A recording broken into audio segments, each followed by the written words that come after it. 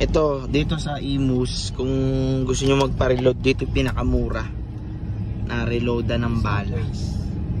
Dito, maganda mag-reload. Dito lahat nagpapa-reload ng mga taga Cavite. Lapit lang eh, Imus lang mismo eh. Wasteable naman eh, i-waste nyo lang. Kita nyo na yan, oh. Ayan na. Ayan, oh. Ayan, kitang-kita nyo na.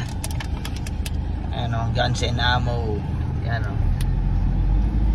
Guns and ammo. Southways. Ayan. Ayan, dito lang sila. Ayan, oh. And dito yung pinaka maganda magpa-reload sa Imus, yan, Cavite ito. Southways, yan. Yan, dito lang magpa-load. Pinsan ko. Ay.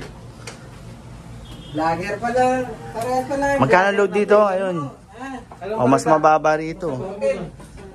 1450. Tapos, yan. Yung mga price nila, no? Nagbablog to eh. Ayan. Eh, tama ko. Joseph Matlambayan. Shoutout kay Joseph, yan. Eto, Cavite Gunner. Ang Cavite Gunner. Maxi Doodle. Yan, pag mga tiga Cavite kayo, dito kayo magpa-reload, oh. Oh. The best mag-reload dito. Ano? Kasi ito.